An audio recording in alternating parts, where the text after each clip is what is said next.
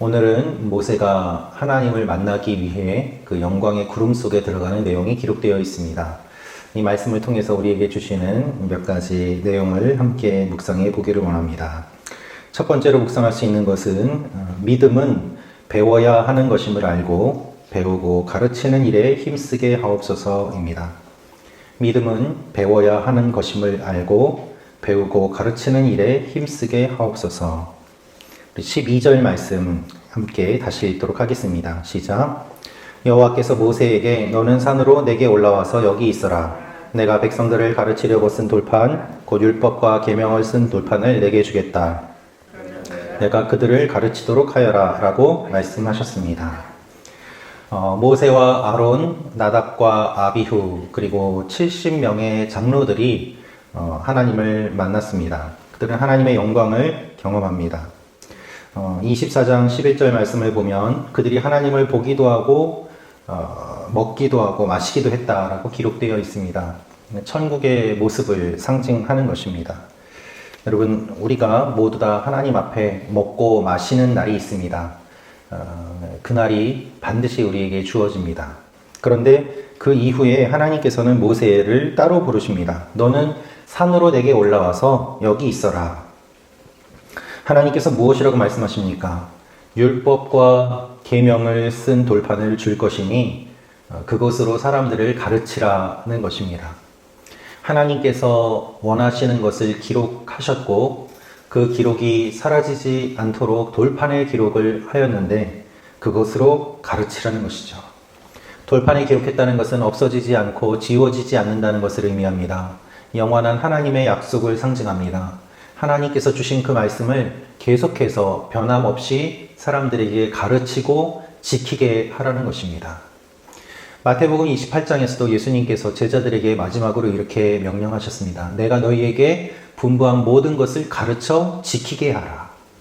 말씀을 듣고 그치는 것이 아니라 그것을 다른 사람들에게 가르치고 지키게 하는 것이 믿음의 본질임을 주님께서는 말씀하고 계십니다. 이스라엘이 이동할 때에 언약궤를 들고 이동했습니다. 이 언약궤 안에는 무엇이 들어있습니까? 사실 그렇게 거창한 것이 들어있지 않습니다. 화려한 것이 들어있지 않습니다. 그 언약궤 안에는 만나와 아론의 쌍난 지팡이와 하나님께서 주신 돌판이 그 안에 담겨 있었습니다. 모르는 사람이 보기에는 매우 초라해 보이는 것입니다. 그러나 하나님의 말씀이 담긴 그 돌판, 그것이 하나님의 임재를 상징하고 또한 하나님께서 계속해서 이스라엘 백성 가운데 거하심을 우리는 알 수 있습니다. 즉 하나님의 말씀을 중심으로 한 언약 공동체요 말씀 공동체임을 우리는 하나님께서 주신 이 율법을 통해서 알 수 있는 것입니다. 여러분, 우리는 다 다른 사람들입니다. 신앙의 배경이 다르고 생각이 다릅니다. 우리가 어떻게 하나 될 수 있습니까? 그것은 말씀을 중심으로 할 때 가능합니다.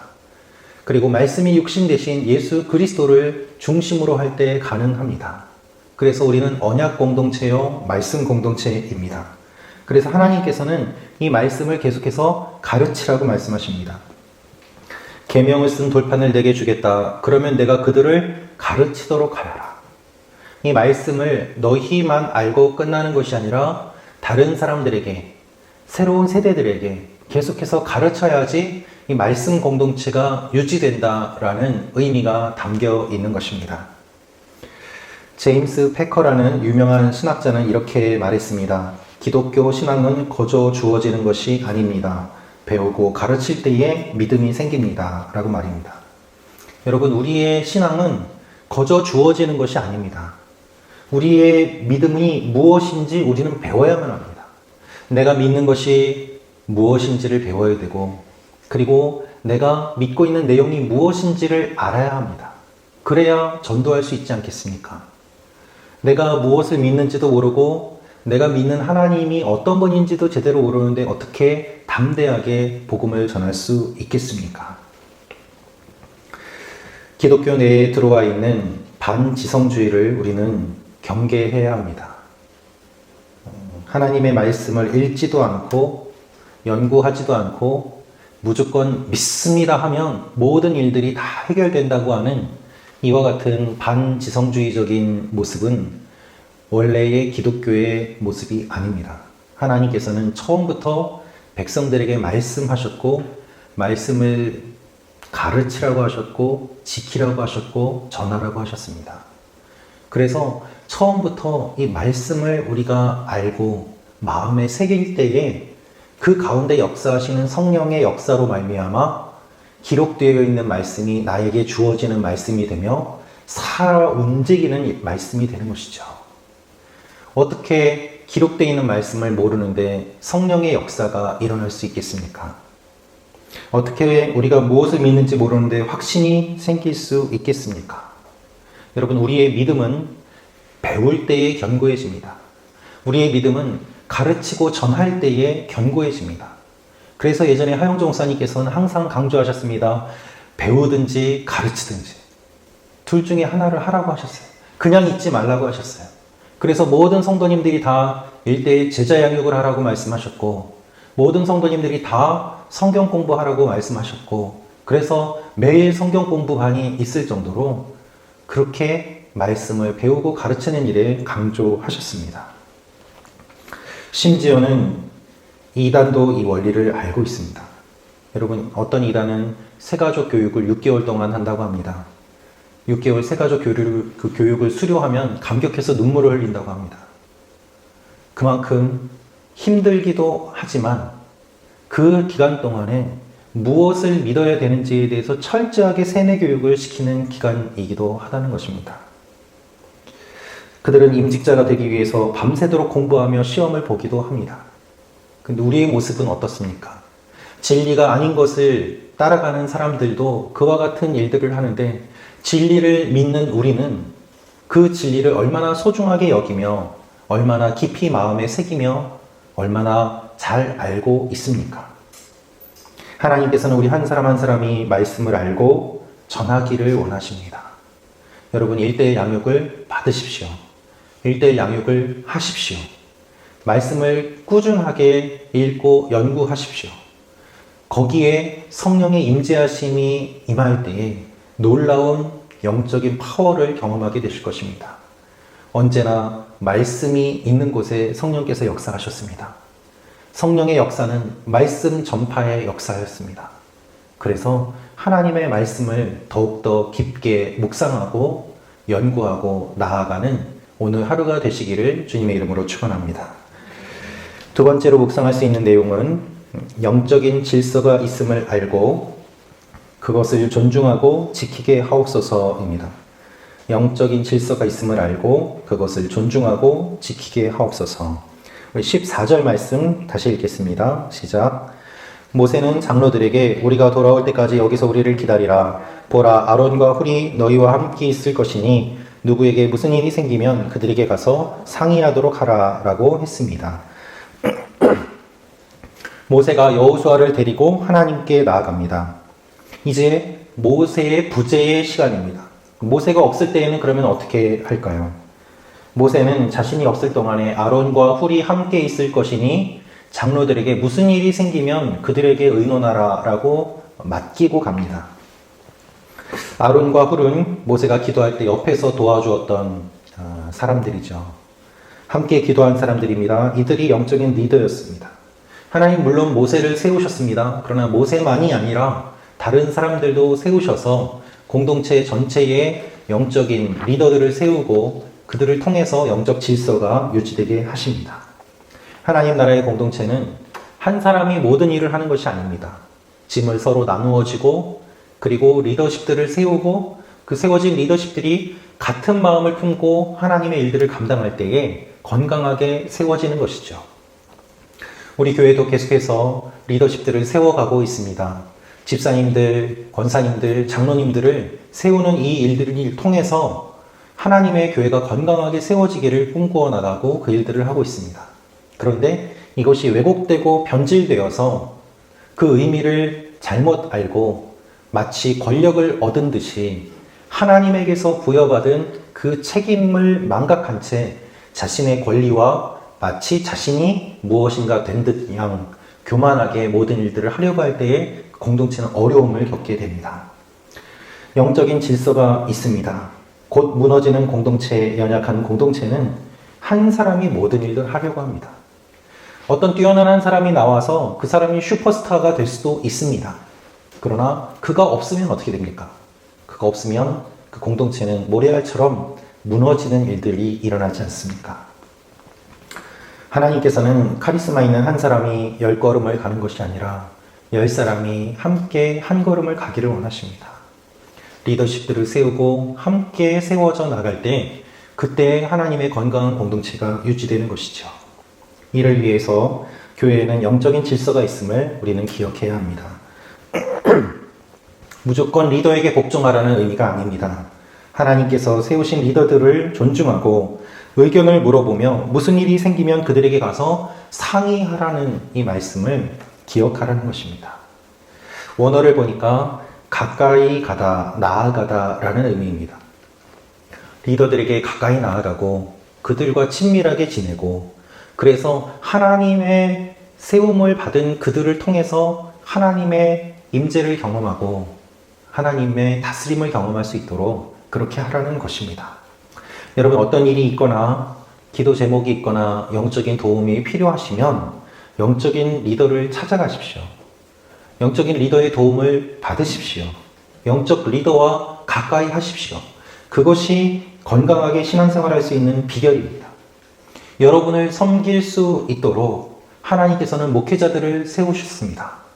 여러분들을 섬기도록 하나님께서는 교회에 집사와 권사와 장로들을 세워주셨습니다. 여러분을 위해 기도하도록 그렇게 리더들을 세워주셨습니다. 따라서 홀로 있지 마십시오. 영적인 권위는 어디에서 나옵니까? 연약한 자를 붙잡고 눈물을 흘려 기도하는 그 눈물에서 권위가 나옵니다. 교회의 직분자들은 하나님께서 그렇게 한 사람 한 사람 연약한 자들의 손을 잡고 기도하라고 세워주신 사람들입니다. 따라서 교회의 어른들, 교회의 오랜 신앙 경험을 가진 분들, 영적인 체험을 많이 한 분들, 직분을 가지신 분들, 그분들과 친밀하게 지내고 가까이 하심으로 말미암아 인간적인 교제를 하는 것이 아닌 그것을 뛰어넘는 영적인 상담과 지도를 받음으로 인해서 여러분의 신앙이 건강하게 세워질 수 있음을 하나님은 말씀하고 있습니다. 가끔 이런 소식을 듣습니다. 어떤 분이 어렵고 힘들고 참 어두운 터널과 같은 시기를 지나고 있는데 그 기간이 다 끝난 다음에 연락을 해주시는 분들이 있어요. 혼자서 그 일을 다 감당하고 이제는 다 끝났어요 목사님 괜찮아요. 그런데 그 말을 들으면 참 죄송하기도 하고 마음이 많이 아픕니다. 그 어렵고 힘들 때에 함께하지 못한 것에 대한 죄송함입니다. 그리고 몰랐다는 것에 대한 부끄러움과 죄송함입니다.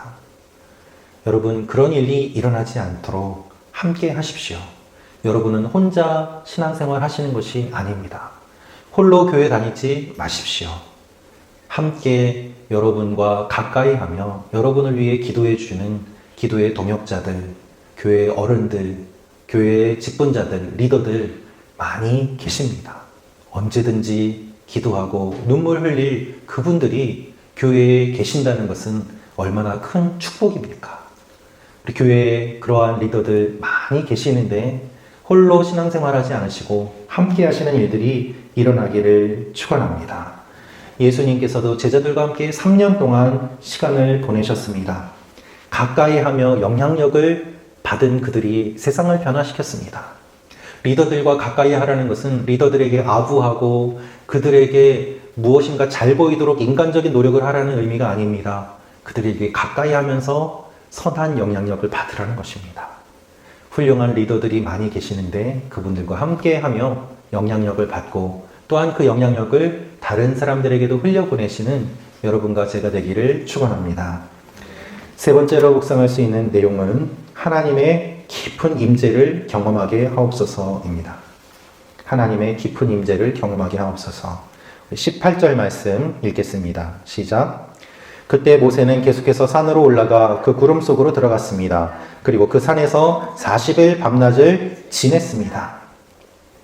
모세가 하나님을 만납니다. 그 영광이 시내산 위에 있었습니다.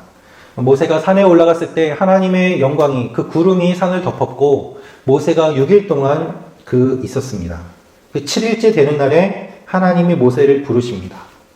6일 동안 모세는 무엇을 했을까요? 정확히 나와 있지는 않지만 그는 깊은 하나님의 임재를 경험했습니다.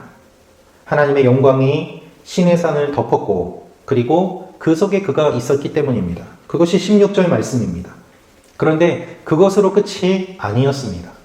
6일 동안 하나님의 임재를 경험하고 7일째 하나님께 나아가는데 오늘 18절 말씀을 보면 모세는 계속해서 산으로 올라갔다라고 되어 있어요. 그리고 그곳에서 40일을 밤낮을 하나님과 함께 지냅니다. 하나님의 임재를 6일 동안 맛본 것으로 그치지 않고 더 나아가서 이제 40일 동안 깊게 하나님을 만나는 일을 경험하게 되는 것입니다. 단순히 금식한 것을 의미하지 않습니다. 40일 밤낮을 지냈다는 것은 먹을 것을 잊을 정도로 하나님과 깊은 관계를 맺었다는 것을 의미합니다. 하나님과 깊은 대화를 나누는 것이죠. 여러분, 우리는 영적인 체험이 필요합니다. 하나님과의 깊은 관계를 맺는 이 체험이 우리에게는 필요합니다.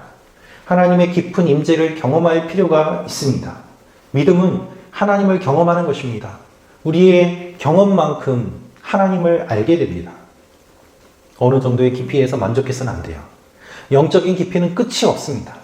그래서 그 어느 누구도 하나님을 다 안다고 말할 수 없습니다. 그것은 교만입니다. 하나님을 만나면 만날수록 더 모르고 더 겸손하고 더 낮아집니다. 그것이 진정 주님을 만난 사람의 모습입니다. 내가 다 깨달았다, 득도했다, 이와 같은 사람은 하나님을 잘못 만난 것이고 성경을 오해하는 것입니다. 하나님은 우리가 다 알 수 없는 분이에요. 그래서 만나면 만날수록 새롭습니다. 아침마다 새롭고 늘 새로운 주님의 은혜가 있습니다. 주님을 만나면 만날수록 더 깊은 사랑과 은혜를 경험할 수 있습니다. 우리는 바닷가의 모래사장에서 놀다가 그 발만 조금 담그고 차갑다고, 그리고 내가 바다에 들어갔다 왔다고 그렇게 생각하면서 살아가곤 합니다. 그러나 저 깊은 심해에는 무엇이 있을까요? 주님은 더 깊은 곳에, 더 깊은 곳에, 그곳에서 우리를 또한 기다리고 계시는 분이기도 합니다.